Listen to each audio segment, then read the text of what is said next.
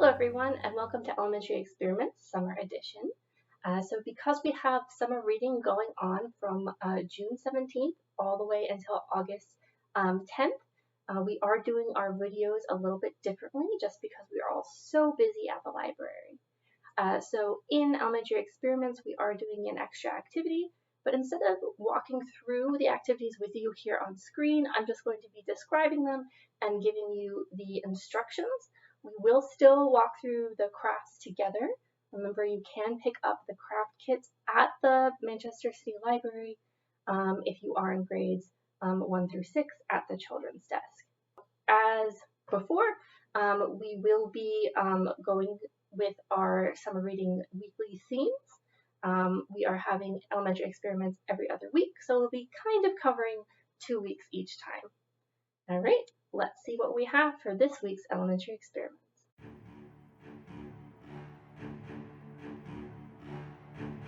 Hello everyone and welcome to our last elementary experiments of the summer.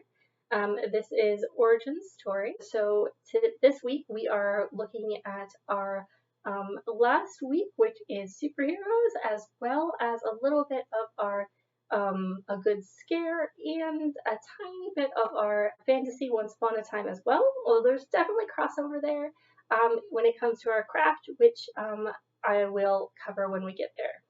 As we have been doing for the summer, since we have so much going on, I'm just going to run through our activities and put the directions on the screen for you all to do if you would like. So our first activity for this week is our glowing ooze. So this can either be something scary or give you superpowers, depending on the genre you are in. So as always, please do not eat anything that we don't make to be eaten, and this glowing slime is not to be eaten. It will not give you superpowers either way, and it could kind of ruin your day if you decide. So we'll just put that little out there, although it is great if you have some superhero figures and then you want to reenact some scenes with the slime after we're done making it. So our glue, which is the base of our slime, is made up of chains of polymers, and when we add in our borate ions, which is in whatever we choose to kick off our slime, so in this case it's going to be contact solution. When that contact solution we specifically check to make sure there are borate ions. You can also use liquid starch or borax powder that is dissolved. And any of these, the borate ions will make links between the chains in something called cross-linking, which then makes the slime stretchy because all of those chains are linked together and to make sort of like a net sort of structure. If you have too many borate ions that are making bonds, then it becomes less and less stretchy because all of the bonds start to connect kind of in a way that there's almost like they're connected to each other to make like a lump rather than a net. So remember, do not use too much activator or do not leave your slime in the activator too long because you can always add more activator, but you can't really take it away. So that is kind of the base. The extra additive that we are using to make our ooze glow is going to be some glow-in-the-dark powder. Now, if you don't have glow-in-the-dark powder and you are unable to get it, glow-in-the-dark glue will also work. If you can't do either of these, you can still make some cool slime, but it won't glow. We do have to cheat and add something that is already like glowy to make our slime glow. But I will put up the directions here so that you will get the exact measurements and have fun making your glowing ooze.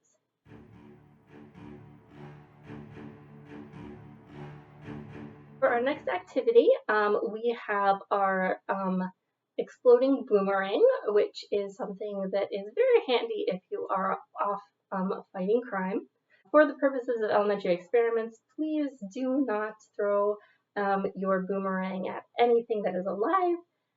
We are not advocating that you go out and fight crime or that this will give you perfect aim.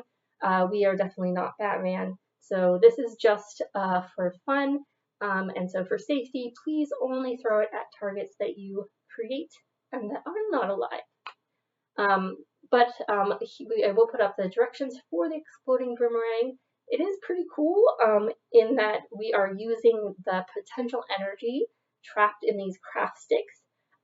So as we put them together, the slight bend that we are like creating and then trapping from the design is just waiting for that slight release to go all over the place. This is another one where I would suggest that you ask whoever, whatever adult is watching you, or whatever adult is in charge of the space you're in before actually playing with them, because I don't want you guys to get in trouble. The variation of the exploding boomerang is the popsicle stick chain reaction. So that is also very cool. It does take a lot more popsicle sticks though. So depending on how many popsicle sticks you have on hand, that might decide which one you choose to do. Either way, it is kind of the same idea of sort of trapping this potential energy and then releasing it as kinetic energy as soon as the first popsicle slips. Because it is so easy to release this stored energy, it might go off a couple times before you're ready. Like most things, it takes practice.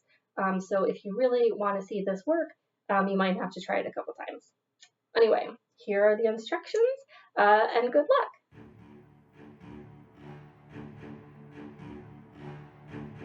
For our craft for origin story, we are going to make a tiny crossbow.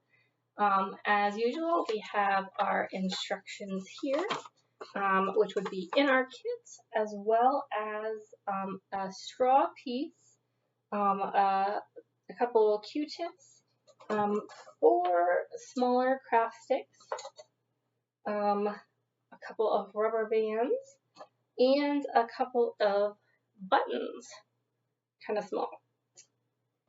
What you will need that's not in your kit is some hot glue and or some tape. For this one, I probably would suggest hot glue, maybe more so than even our previous ones, just because there's going to be like a lot of pressure on some of our sticks and we want to keep them together. But, you know, I think tape will be fine as well. In fact, I should probably try it here with you guys with tape, just to see that, to make sure it works, and so that we can be sure we don't need the extra fanciness of the hot glue. So we do need scissors, and I think we are ready. Of course, I do want to put in our little warning disclaimer of please do not aim or fire our crossbow at any living thing, because again, we are trying to do this in the way of superheroes, and that we want to keep everyone safe. And that is just not it, right? So please keep yourself safe, keep others safe, keep yourself from getting in trouble, and only shoot at targets that you create and or are not living things. So our tiny crossbow origin story does also cover both our fantasy and our superheroes, because there are several superheroes who do use variations of crossbows and other bow and arrows, as well as in history and fantasy settings where they will use either longbows, recurve bows, or crossbows to defend themselves and others. One of my favorite kind of both fantasy and superheroes is Robin Hood. So I thought this would be a really fun thing for all of us to do together.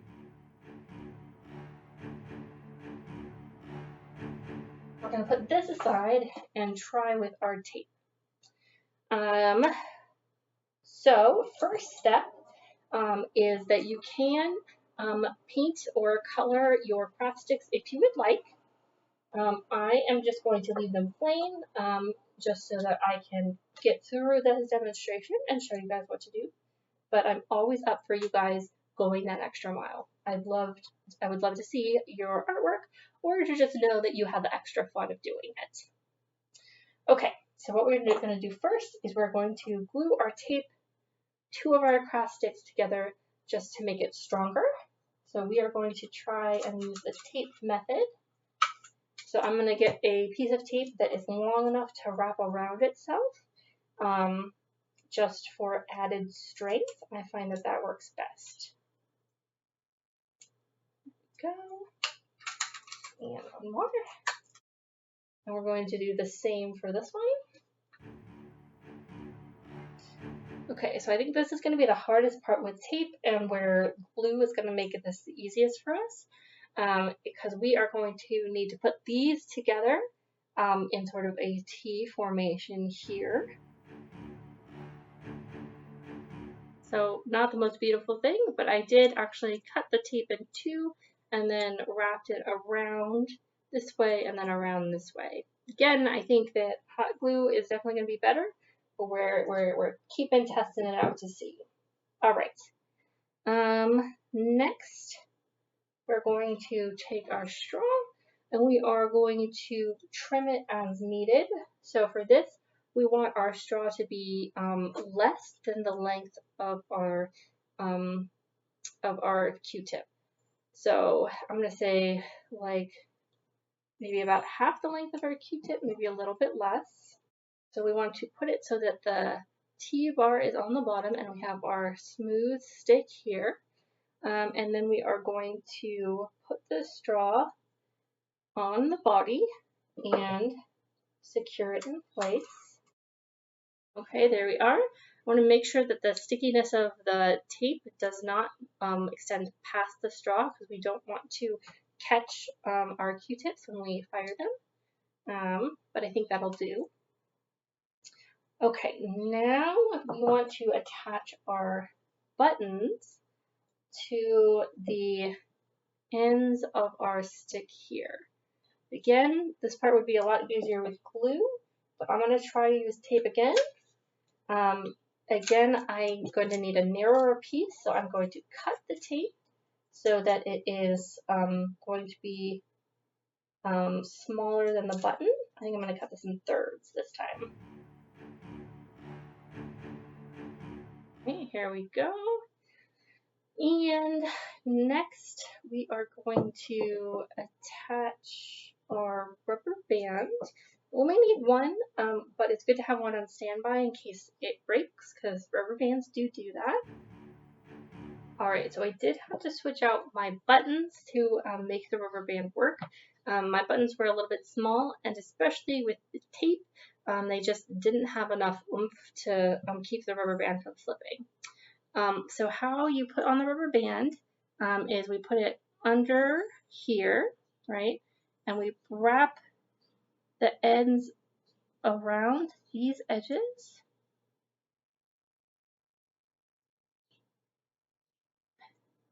And pull this one here that comes over this top back so that it can rest on this end here.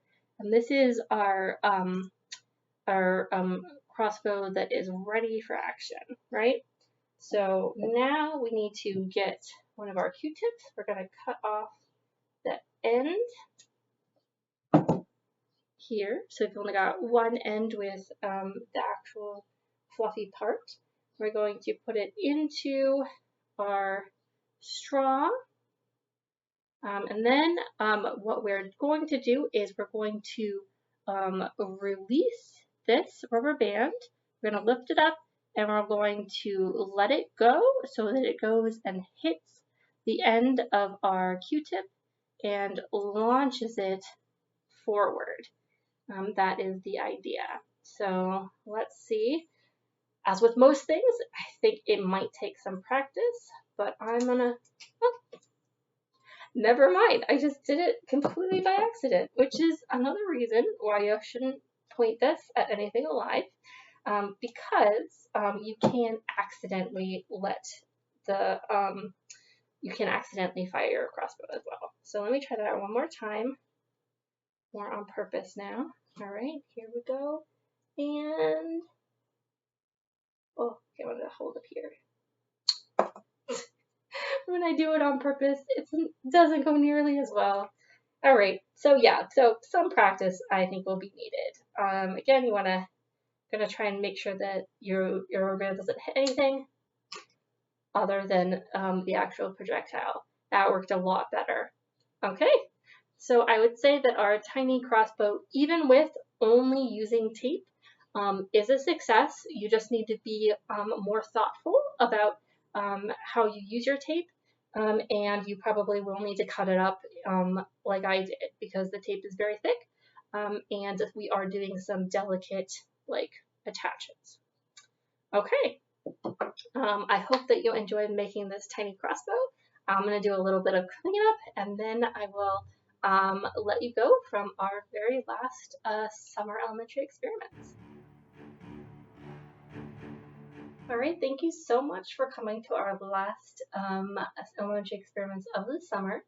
I'm not sure at the moment how we're going to structure our elementary experiments for the fall, but keep watching our events page and our library announcements for more information on that. This is the last week of our summer reading program in general, so please remember to get in those last minutes of reading, put in your last raffle tickets, pick up your remaining pins, all of that fun stuff, and also any other programming. It's your last chance to do all the fun things, so do what you can. I will, of course, put our the reading list if you would like to have a few more reading suggestions on today's topics. But other than that, go do all the last summer things. I will see you later. Goodbye.